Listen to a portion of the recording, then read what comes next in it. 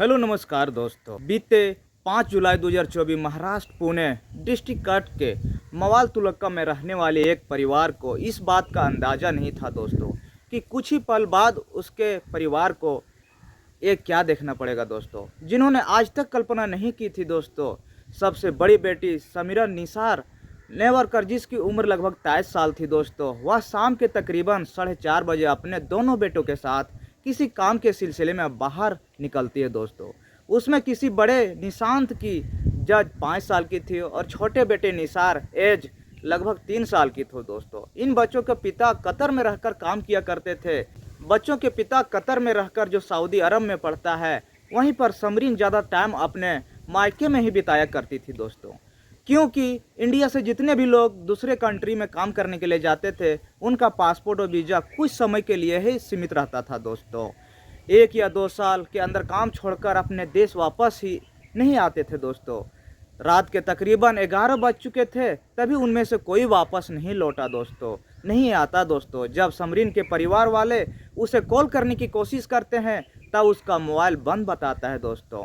यह उनके साथ पहली बार हो रहा था दोस्तों, जब उनकी बड़ी बेटी बिना कुछ बताए घर के बाहर इतनी देर तक रह रही थी दोस्तों। वरना अक्सर ऐसी हालतों में समरीन अपने घर वालों पर कॉल करके बतला दिया करती थी दोस्तों। आज उसे वापस लौटने में थोड़ा टाइम लग रहा था दोस्तों। माँ बाप के दिल की धड़कनें तेज हो रही थी, कहीं आशंका और अनहोनी ना हो जाए दोस्तों। वह समरीन के दोस्तों के बारे में पूछना चालू कर देती है, लेकिन हैरानी की बात तब ही थी कि आज के दिन उनमें किसी भी मुलाकात समरीन से नहीं हुई थी दोस्तों, और ना ही उन बच्चों को आज से किसी पार्क में खेलते हुए देखा गया था दोस्तों।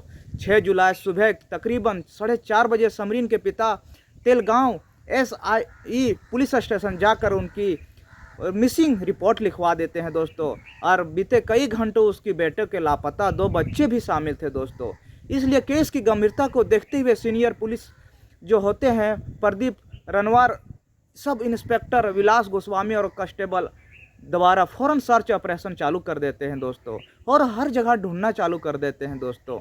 लेकिन जब इस दौरान उसमें समरीन के मोबाइल फ़ोन का कॉल डिटेल चेक की, तब जाकर सभी के सामने एक जनेन जगन्नाथ दगड़ खेर नाम शख्स का चेहरा सामने निकल कर आता है दोस्तों, जिससे बीते कई महीनों से वह कनेक्ट में था। गांव के उरैल में अपनी वाइफ और बच्चों के साथ रहा करता था दोस्तों। वैसे एक ड्राइवर है दोस्तों। गौर करने वाली बात है कि समरीन के माता पिता गजेंद्र एक अनजान व्यक्ति हैं दोस्तों, जिनके बारे में उनकी बेटी ने कभी कुछ नहीं बतलाया दोस्तों। रिपोर्ट के अनुसार 5 जुलाई को समरीन ने लास्ट टाइम 7:30 में गजेंद्र को ही कॉल किया था। उसके बाद उसका मोबाइल फ़ोन स्विच ऑफ आ रहा था दोस्तों। पुलिस वालों को अभी तक जितने भी एडवांटेज मिले, उनमें से शक की सुई गजेंद्र तरफ जा रही थी दोस्तों, ना कि समरीन के गायब होने की हाथ हो सकता है दोस्तों। लेकिन शक यकीन में बदल जाता है दोस्तों, जब पुलिस वाले उसे गिरफ्तार करते हैं और पूछताछ करना चालू कर देते हैं दोस्तों।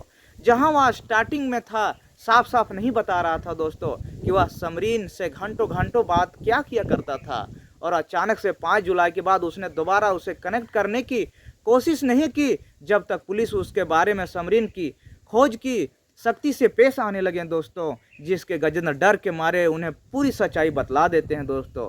समरीन को बहती नदी में फेंक दिया जाता है दोस्तों, जिसमें से गजेंद्र का एक दोस्त रविकांत गायकवाड़ भी शामिल था दोस्तों। लेकिन जब पुलिस वाले उसे समरीन के दोनों बच्चों के बारे में पूछते हैं, तब जाकर गजेंद्र सभी के सामने एक ऐसी काली सच्चाई का खुलासा करता है दोस्तों, जो सुन के आपके पैरों तले जमीन खिसक जाएगी दोस्तों, आपको अंदर से झकझोर देगा दोस्तों। अभी अगर मेरे चैनल पर आप लोग नए हैं, तो एक रिक्वेस्ट है कि मेरे चैनल को लाइक और सब्सक्राइब जरूर करें दोस्तों। आपका एक लाइक और एक सब्सक्राइब से हम लोग का मनोबल बढ़ता है दोस्तों। डर के मारे उन्हें पूरी सच्चाई बतला देते हैं दोस्तों। उसने समरीन को बहती नदी में फेंक दिया जाता है, जिसमें से कि गजेंद्र का एक दोस्त रविकांत गायकवाड़ भी शामिल होता है दोस्तों। लेकिन जब पुलिस वाले उसे समरीन के दोनों बच्चों के बारे में पूछते हैं, तब जाकर गजेंद्र सभी के सामने एक ऐसी सच्चाई का खुलासा करते हैं जो आपको अंदर से झकझोर देगा दोस्तों। आपको जहन में हजारों सवाल छोड़ जाएंगे, भला एक इंसान इस मासूम बच्चे के साथ भी इतनी दरिंदगी कैसे कर सकता है दोस्तों। आज से तकरीबन 2 साल पहले गजेंद्र की मुलाकात समरीन से हुई थी और उसे चीज़ पहले ही मालूम थी कि उसके 2 बच्चे हैं दोस्तों, और उसका पति ज़्यादातर काम के सिलसिले में इंडिया के बाहर कतर में रहते हैं दोस्तों। समरीन शादीशुदा थी, तभी वो अपनी ज़िंदगी के एक ऐसी उम्र से गुजर रही थी दोस्तों, जहां हर किसी को अपनी फीलिंग शेयर करने की किसी फ्रेंड या पार्टनर की ज़रूरत होती है दोस्तों, जिससे कि बातें कर कर उसके दिन भर की सारी इंटेंस थकान दूर हो जाए। हालांकि दुनिया में बाकी ऐसे बहुत से लोग हैं जो अपने कंट्रोल नहीं कर पाते दोस्तों। काफ़ी खुशी होती है, लेकिन ये चीज़ समरीन के केस में अप्लाई नहीं होता है दोस्तों। वह अपने पति गैर मौजूदगी में काफ़ी अकेला महसूस करने लगी थी, और इस चीज़ का फ़ायदा उठाकर गजेंद्र उससे नज़दीकियाँ बढ़ाने के लिए रोज़ पार्क में आकर उन दोनों बच्चों के साथ खेलने कूदने लगता था दोस्तों, ताकि वह ज़्यादातर उसकी आंखों के सामने रहे। और उसकी यह ट्रिक काम कर जाती है दोस्तों। वह उसे अपने पास रखना चाहता था दोस्तों। अब समरीन की लाइफ में उसके पति के अलावा और भी कोई आ चुका था, उसे अटेंशन दे रहा था। धीरे धीरे उनकर दोनों बातचीत होने लगी, और समय के साथ उन बच्चों के बंदी के दोस्ती बढ़ जाती है दोस्तों।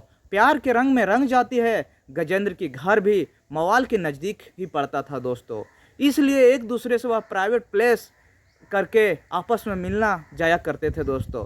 ज़्यादा डिटेल में बताऊं तो एक दूसरे को जानने से कुछ सख्त नहीं होता है दोस्तों। वो आपस में संबंध बनाया करते थे दोस्तों, और एक दूसरे को फिजिकल किया करते थे दोस्तों।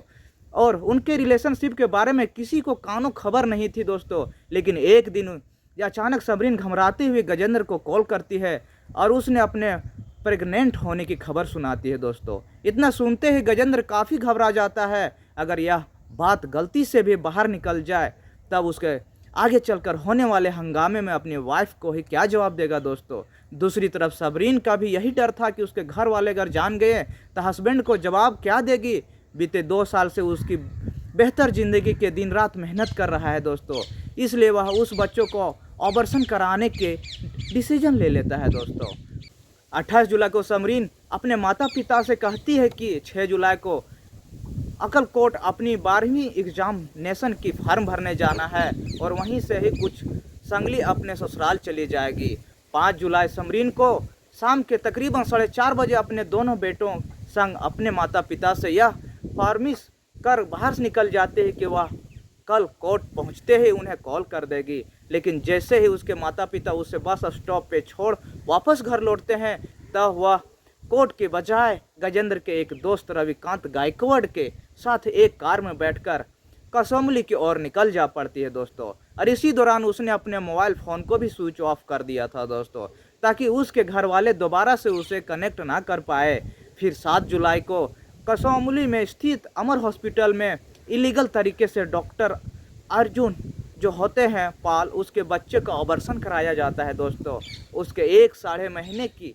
लेकिन ऑपरेशन के दौरान लापरवाही के चलते समरीन और उसके पेट में पल रहे बच्चे की डेथ हो जाती है दोस्तों।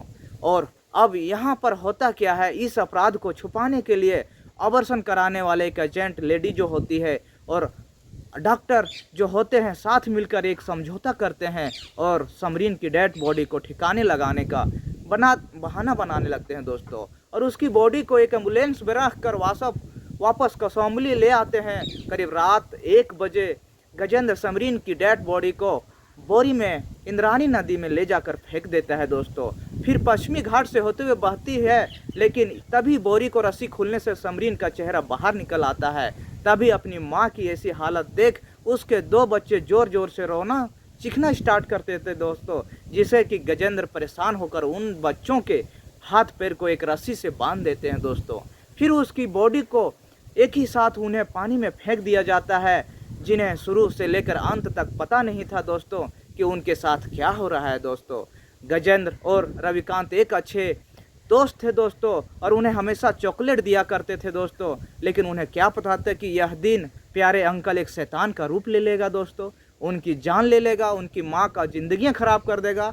जब पुलिस इन बातों को चेक करती है, रविकांत के मोबाइल को कॉल डिटेल निकाला जाता है, व्हाट्सएप भी चेक करता है, तब उन्हें पता चलता है कि एक कविता शैलेंद्र की लड़की भी उसकी पूरी मदद की थी। रविकांत की ऑपरेशन कराने वाली एजेंट लेडी उषा धून तक पहुंचा जाता है दोस्तों। लेकिन जब तक पुलिस वाले समरीन और उससे बच्चे को डेड बॉडी को पानी से ढूंढना चालू करते हैं, उससे पहले ही पुणे में जोर से बारिश होने लगती है। अब इंद्रानी नदी तूफान में आ जाता है दोस्तों। उसके बाद उन लोगों के डेड बॉडी तक मिलना नामुमकिन हो जाता है दोस्तों। एनडीआरएफ की टीम अपना लास्ट दाव आजमाने के लिए नदी के 6 से 8 किलोमीटर तक प्रोफेशनल गोताखोरों को काम पे लगाया जाता है दोस्तों। मछलियां बीनने वाली जाल को भी लगाया जाता है दोस्तों। उसके बाद भी तीनों में किसी भी डेड बॉडी को नहीं मिलती है दोस्तों। तो उनकी लाश को पानी में पलकने वाली मछलियां ने खा गया हो या तो धाराओं के साथ बहकर कहीं दूर चली गई हो दोस्तों। पुलिस वालों ने यहम हॉस्पिटल की सीज कर डॉक्टर अर्जुन और एजेंट लेडी उषा को मधुमन के ऊपर भी इलीगल तरीके से ऑपरेशन कराने के आरोप में केस दर्ज कर देता है दोस्तों।